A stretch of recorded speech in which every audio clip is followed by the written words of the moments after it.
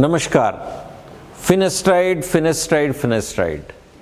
आपके बाल उड़ जाते हैं, डॉक्टर के पास जाते हैं और आपको फिनेस्ट्राइड टैबलेट प्रिस्क्राइब की जाती है। आप इंटरनेट पे देखते हैं और डर जाते हैं। फिनेस्ट्राइड का बहुत ही बड़ा हवा है, बहुत सारे लोग इसको लेके परेशान हैं कि गोली ना लें, डॉक्टर कहता बहुत ज़रूरी है। तो मैं आज इसके बारे में बताने जा रहा हूँ आपको फिनेस्ट्राइड कब दी जाती है।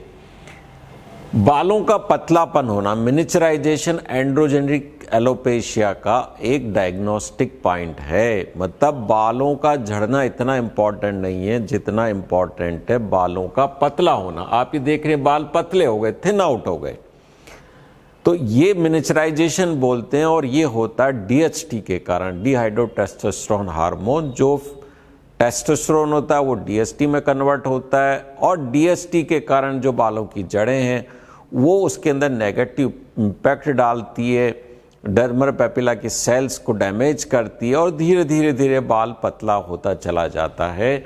तो इसको मिनिचराइजेशन बोलते हैं। और मेल पैटर्न में आप देखते हैं कि दोनों तरफ से पीछे चले जाते हैं। मीन्स ये जो आपके फ्रंटो टेम्पोरल रीजन है इससे बाल पीछे की तरफ जाते हैं, एंटी हेयर लाइन रिसीड हो जाती है, फ्रंटो टेम्पोरल रीजन आपका पीछे चला जाता है।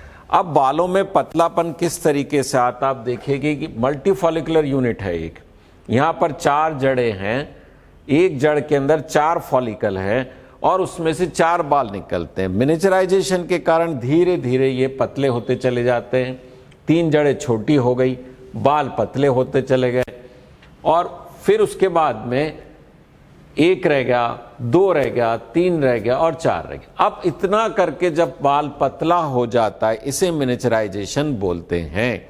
मीन्स आपके पास 4 बाल थे, एक जड़ के अंदर 4 फॉलिकल्स थे, 3 रह गए, 1 रह गया और पतला, और इसे मिनिचराइजेशन बोलते हैं, बालों के पतले होने को। और ये किसके कारण होता है? डीएचटी के कारण होता है। अब ये देख रहे हैं यहाँ पर आप थिनिंग देख रहे हैं, पतले पतले बाल हो गए, यहाँ पर ये थिनिंग हो गई पूरी की पूरी और ये डीप हो गया।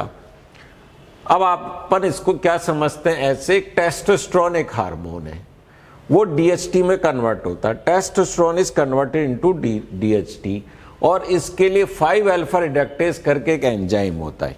ओके, 5 अल्फा रिडक्टेज टाइप 2 होता है जो मेल हार्मोन टेस्टोस्टेरोन को डीएचटी में कन्वर्ट करता है और ये डीएचटी बालों के मिनिचराइजेशन के लिए रेस्पॉन्सिबल है। You understood?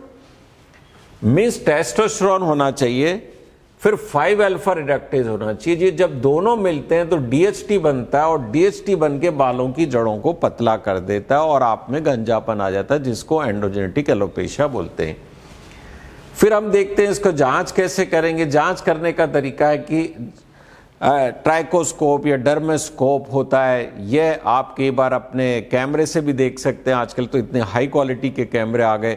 तो आप देखेंगे कि ये नॉर्मल पिक्चर है और इसके अंदर क्या होता है आप देख रहे हैं, ये मोटे बाल है, ये पतले बाल है। तो थिक बाल, दिस इज टर्मिनल हेयर।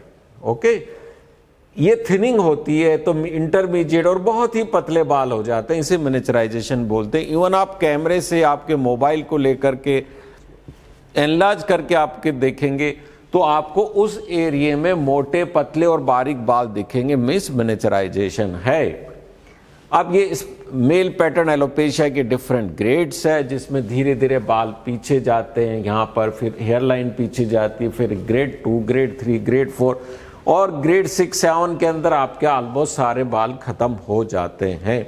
सब बाल खत्म हो जाते हैं ग्रेड 7 के अंदर। तो ये एडवांस स्टेज ऑफ बाल्डनेस है।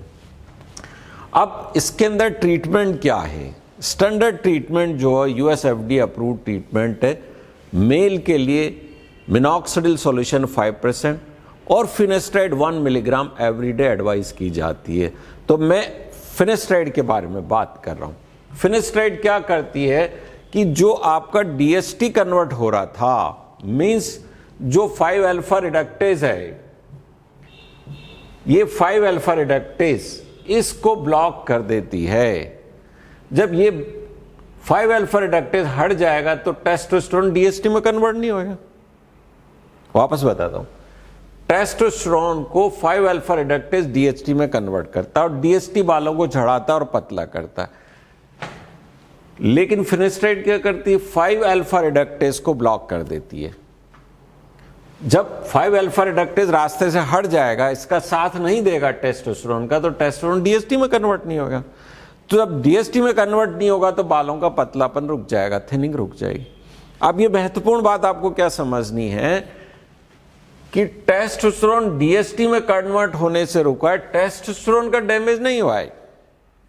ये बहुत इंपॉर्टेंट है इस बात को समझना। अक्सर इसमें डरते हैं कि फिनेस्ट्राइड आपके टेस्टोस्टेरोन लेवल को लो कर देती, नहीं। फिनेस्ट्राइड टेस्टोस्टेरोन के लेवल को तो रादर फिजियोलॉजिकल रेंज में बढ़ाती है। मान लो 100 यूनिट ऑफ टेस्टोस्टेरोन था, 5 अल्फा रिडक्टेज के कारण 50 यूनिट डीएसटी में कन्वर्ट हो गया, और फिनेस्ट्राइड दी तो वो कन्वर्ट नहीं हुआ, तो 100 का 100 यूनिट रहा ना। तो टेस्टोस्टेरोन फिनेस्ट्राइड को कम नहीं करती है, बल्कि उसको फिजियोलॉजिकल रेंज में बढ़ाती है। अब इसके साइड इफेक्ट क्या है? सबसे इंपॉर्टेंट ये, बालों के अंदर जो इसका फायदा होता है, पतले बालों को मोटा करती है, बालों की काउंट बढ़ाती है, लेकिन मरे हुए बालों की जड़ों को जिंदा नहीं करती है। इसका इफेक्ट 6 से 12 महीने में आता है, 6 महीने बाद इसका आना शुरू होता है। तो ये बहुत महत्वपूर्ण है कि इसको जब लेना शुरू करते हैं तब से हम सोचते हैं कि तुरंत इफेक्ट आ जाए, तो ऐसा तुरंत इफेक्ट नहीं आता है। आफ्टर 6 मंथ इसका पॉजिटिव इफेक्ट आता है, और फाइनल रिजल्ट देखने के लिए हमको कम से कम 1 साल इंतजार करना चाहिए। ये ब्लड में 6 से 8 घंटे तक ही रहती है। जैसे मान लो मैंने आज गोली ली, तो ये रात तक तो इसका ब्लड का लेवल ऑलमोस्ट कम हो जाएगा। हाफ लाइफ इसकी 6 to 8 आवर्स है, इसकी मेडिकल टर्म में बोलते हैं हाफ लाइफ। ओके, अब ये मैंने आपको बताया कैसे काम करती है। और मोटे बालों की संख्या मीन्स एनाजन बाल जो ग्रोइंग होती है उनकी संख्या बढ़ाती है, और गिरने वाले बालों की संख्या को कम करती है।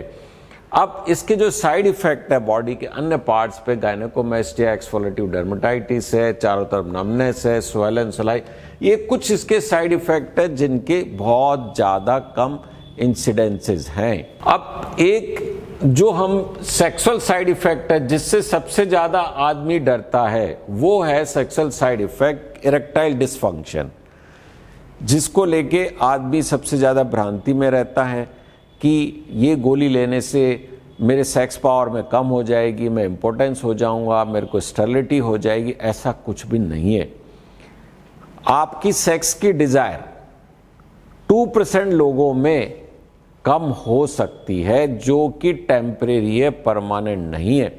कुछ लोगों को डिप्रेशन हो जाता है, कुछ लोगों को गायनेकोमेस्टिया डेवलप हो जाता है, कुछ लोगों को पेरी ऑर्बिटल नमनेस हो जाती है, लेकिन ये सारे साइड इफेक्ट ऑलमोस्ट नेग्लिजिबल है, ऑलमोस्ट नेग्लिजिबल है। यदि आपको ऐसा कोई भी साइड इफेक्ट होता है तो आप अपने डॉक्टर को कंसल्ट करिएगा और गोली बंद कर दीजिएगा। एक और एडवांटेज है, साइड इफेक्ट हुआ, गोली बंद कर दी, 1 महीने बाद आप वापस गोली चालू करते हो तो साइड इफेक्ट नहीं होते हैं। इसके साइड इफेक्ट डोज डिपेंडेंट है। 1 मिलीग्राम एवरी डे हम देते हैं, 1 मिलीग्राम। मैं रिजुनेट हेयर ट्रांसप्लांट सेंटर पर finasteride 1 milligram twice a week ही देता हूं। अब आप कहेंगे भाई ऐसा क्यों? Yes, they are papers and studies, वो ये बताते हैं कि 0.2 मिलीग्राम फिनेस्ट्राइड भी इफेक्टिव रहती है। 1 milligram is more effective than 0.2 milligram, but the side effect of 0.2 milligram every day is less. And with 11-12 years of my experience, I have seen कि twice a week देने से भी मेरे patients को result आ रहे हैं, और साइड इफेक्ट बिल्कुल नहीं है। वेरी रेयरली इतने सालों में 2-4 लोग होंगे जिन्होंने मुझे कंप्लेंट करी होगी कि सर ऐसा लगता है कुछ इफेक्ट आ रहा है, तो I told them you stop it and they became the normal. तो अतः दोस्तों, फिनेस्ट्राइड टैबलेट से घबराएं नहीं। फिनेस्ट्राइड टैबलेट का एक और प्रिकॉशन है, इसकी क्रस्ड टैबलेट प्रेग्नेंट लेडी को टच नहीं करनी चाहिए, और मीनोपॉज से पहले फीमेल को नहीं दी जाती है। और कई बार हम सेफ्टी के लिए जो कपल बच्चे बनाने वाला है, फैमिली बनाने वाले मीन्स उनको मैं प्रेस्क्राइब नहीं करता। ऐसा नहीं कि उसका साइड इफेक्ट है, ऐसा है कि हम सेफ्टी के लिए, जिसे उनको डर ना लगे।